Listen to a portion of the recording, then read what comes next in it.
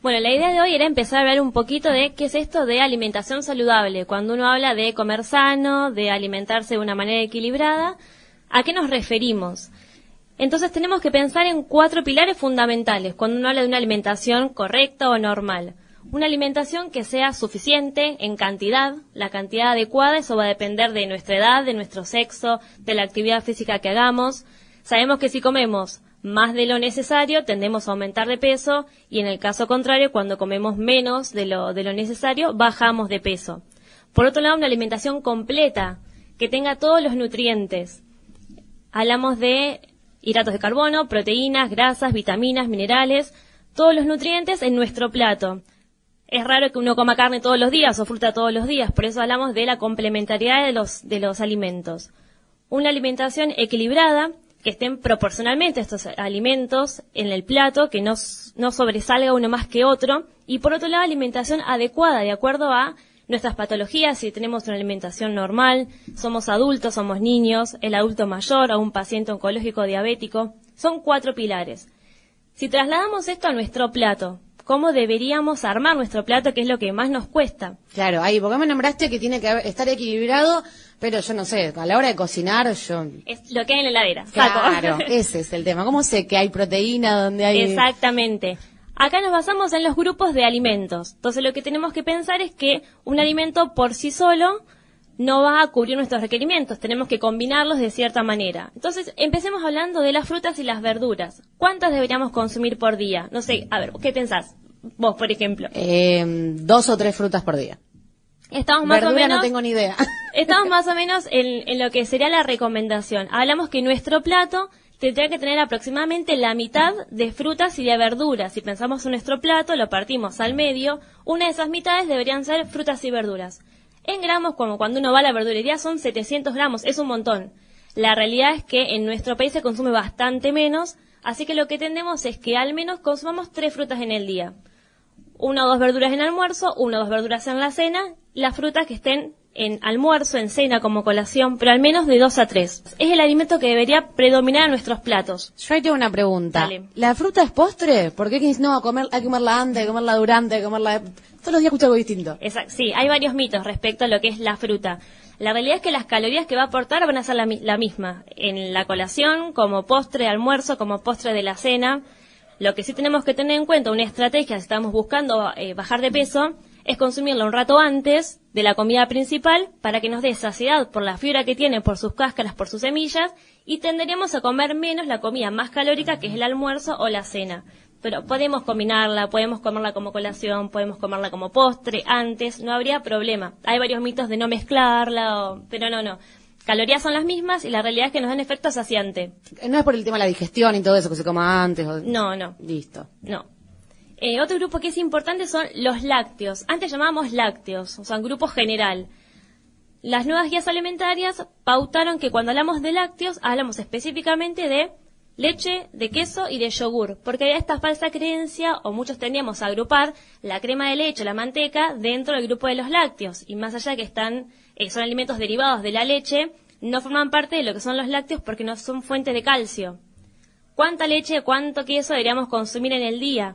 Se estima aproximadamente medio litro de leche o medio litro de yogur, que es bastante, son 2 tazas llenas, y una porción de, por ejemplo, un queso crema, cremoso, estos que vienen en pote, un queso untable, una cucharada sopera. Puede ser un vaso de leche, un vaso de yogur, una cucharada de estos quesos, o reemplazar por una porción de queso cremoso. Un consejo para tener en cuenta con los quesos es que cuanto más duro es el queso, más grasa y más sal tiene. Entonces, si estamos haciendo una dieta o queremos bajar de peso o somos hipertensos... Queso de rallar, no, así, darle... Es el más rico, pero no.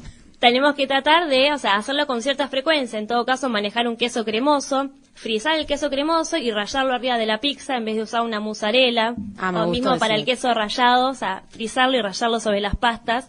Pero tendemos a bajar el consumo por el alto contenido de sal y el alto contenido de grasas que tienen. Carnes y huevos. Acá hay como otra controversia el tema de las carnes. ¿Cuántas carnes? La palma de la mano. ¿Cuántos huevos en la semana?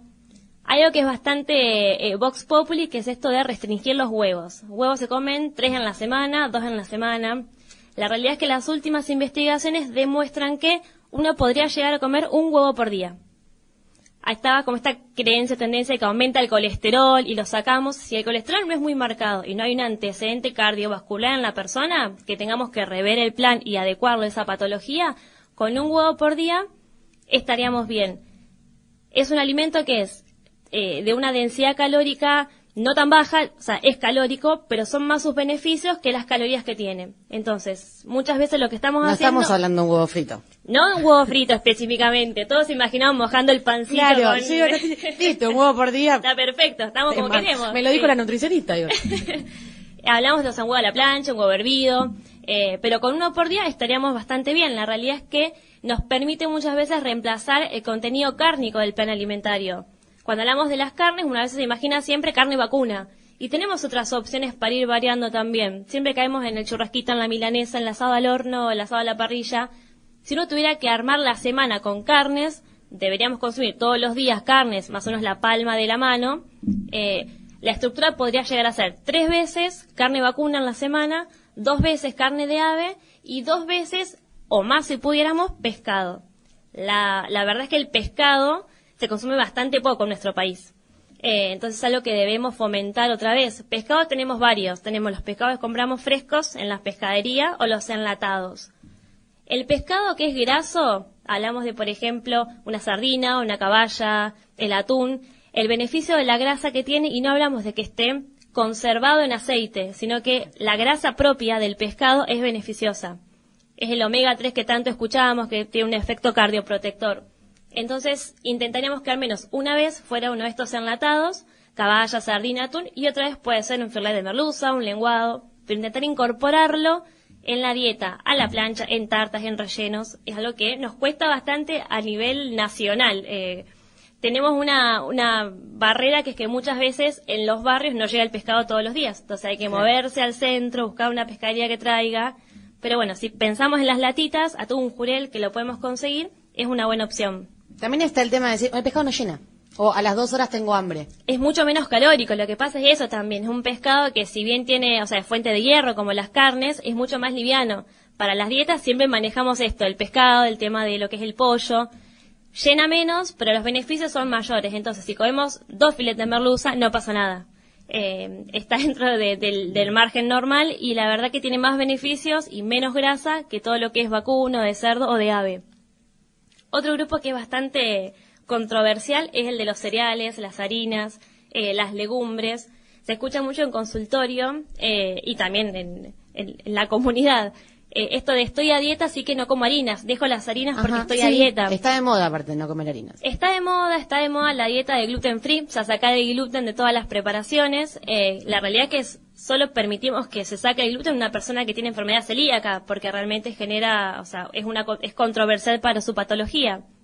En el caso de la persona que se alimenta normalmente, tendríamos que tener más o menos un cuarto de plato completo por cereales o por legumbres. Hablamos de arroz, de polenta, de fideos, de pastas. En cuanto a los cereales, preferimos siempre que sean integrales. O sea, si es arroz, que sea integral.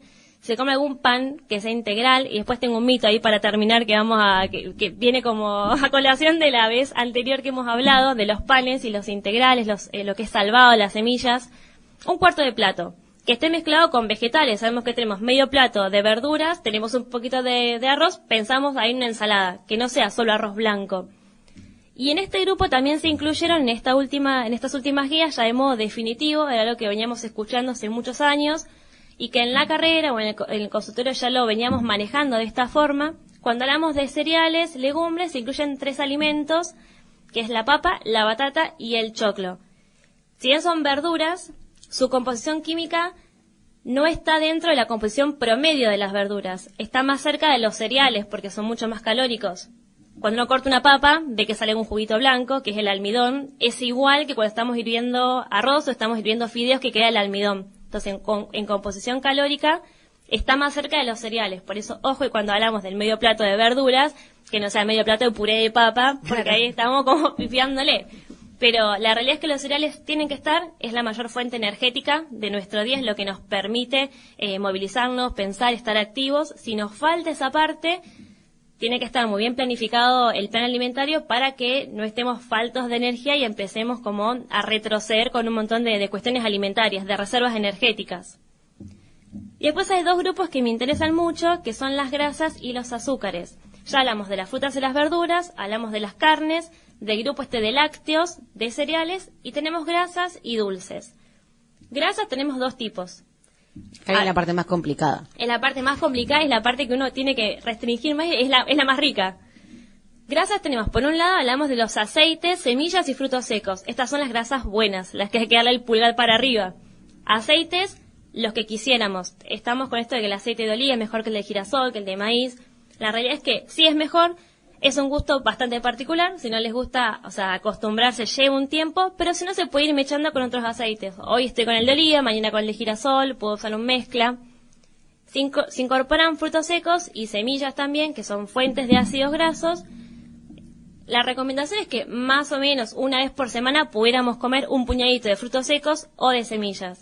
Que las semillas es como para un capítulo especial porque también hay toda una cantidad de información dando vueltas al lado de las semillas, pero si podemos incorporar una vez por semana, que son fuente de fibra, nos ayudaría también mucho más en lo que es la digestión.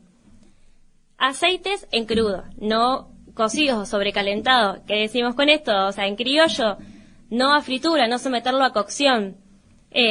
Si hacemos una plancha, una asadera, es rociar con aceite la asadera, pasar una servilleta de papel y mandar al horno. Nada por inmersión. Lo que sucede con los alimentos es que, obviamente, por diferencial, tienden a absorber más aceite del que tienen. Entonces, todo el aceite del medio va dentro del alimento. Por eso es que intentamos sacarlo, más allá de todo lo que conlleva esto a nivel cardiovascular, colesterol, a nivel arterial. Y después tenemos este grupo que es opcional, que hablamos de los dulces y de las grasas un poco más malas. Y acá empieza a aparecer todo lo que es mayonesa, alfajores, snacks, que acá están señalando todo lo que es de copetín, de panadería, los bizcochitos, las facturas, las medialunas, las tortas, todo lo que es, con mucho dulce, con mucha grasa y con mucha sal. La realidad es que no tendemos a prohibir estos alimentos, sino a decir, bueno, es con cierta frecuencia, es para el fin de semana, es una porción moderada, individual. Hay muchos alimentos que hoy se ven en los kioscos que se pueden comprar en porciones individuales, papitas individuales o los chocolates en barritas individuales. Bueno, aproveché esa opción. Si sé que iba a tener un antojo, no comprarme el pack grande. A veces voy al supermercado porque está 2x1, agarro todo. Y es como si viniera la bomba de Hiroshima. Sí. Yo por las dos me voy surtiendo en casa y tengo. Y la realidad es que lo vamos comiendo sin ser conscientes de eso. Entonces comemos más cantidad de la necesaria. Y acá hablamos de la cantidad, tendemos a aumentar de peso. Entonces es esto, si hay paquete individual, adoptar un individual, pero tener en cuenta y saber que son alimentos con alto contenido de grasa, alto contenido de azúcar y alto contenido de sodio, no están tan buenos. Esos son los grupos de alimentos que tenemos y cómo deberíamos consumirlos. Más frutas y verduras, pescado 2 veces por semana, se utilizó lácteos, descremado a partir de los 2 años, aceites solamente en crudo. Son cosas que día a poquito uno tiene que empezar a ir adoptándola. Los cambios son de a poco, entonces uno va como tomando día a día un nuevo desafío. Son varias cosas, pero con esto nos aseguraríamos tener una dieta lo más completa y saludable posible. Si el plato tiene muchos colores, ya estoy arrancando bien, ¿o no? Exactamente. Bien. Cuanto más colores tiene, más vitaminas y minerales. Bien. Sí. Bueno, algún día te vamos a preguntar que nos hables de los colores de la fruta, los colores de las verduras, que eso también, como para ir identificando ya desde que uno llega a hacer los mandados. Exactamente, aparte la realidad es que por cada color de fruta o verdura hay un beneficio determinado relacionado con un órgano. Entonces es mucho más claro visualizar para qué es el verde, para qué es el naranja, para qué es el rojo. Muy bien, ¿te quedó alguna cosa? No, y tengo un mito, mira, que me ha quedado la vez anterior que vos me lo comentaste, esto de que el pan integral engorda menos. Ajá, o el pan tostado. Claro. No, yo, como pan integral porque engorda menos. La realidad es que el pan integral, que es el pan que tiene salvado, semillas o doble fibra, tiene las mismas calorías que el pan blanco. Son exactamente las mismas. Poquito más, poquito menos, pero están en el promedio. ¿Cuál es la ventaja de estos panes integrales? Es que al tener fibra o tener salvado, que es un componente que no digerimos nosotros, cuando ingresa al organismo, está más tiempo en el estómago. Eso se traduce en un mayor tiempo de saciedad. Yo volvería a comer en un tiempo mucho más prolongado que si como un pan blanco, un pan refinado que me da hambre inmediatamente. Entonces, en realidad la ventaja es estratégica, porque uno en realidad en la dieta siempre prioriza que tenga salvado fibras para generar saciedad en los pacientes, que estén llenos por más tiempo, más allá de los beneficios propios de la fibra de generar un tránsito intestinal más adecuado, de poder evacuar con cierta frecuencia. Pero en cuanto a las calorías, que es lo que todos atinamos a agarrar en el supermercado, el pan integral, y yo como pan negro, voy a la panadería y como pan negro, tiene que ver con esto, que en realidad me debería dar más saciedad y tiene un beneficio obviamente a nivel orgánico, que es esto de la regulación del tránsito intestinal. Si es tostado o no, la diferencia es que se digiere más rápido. Cuando yo voy a tostar un pan, ya estoy adelantando un proceso químico, o sea, mis enzimas ya pueden digerir algo que está procesado. Pero en cuanto a calorías, que es lo que generalmente escuchamos, lamento decirles que tiene exactamente las mismas calorías. Mito derribado. Mito, sí, derribado, sí, tal cual.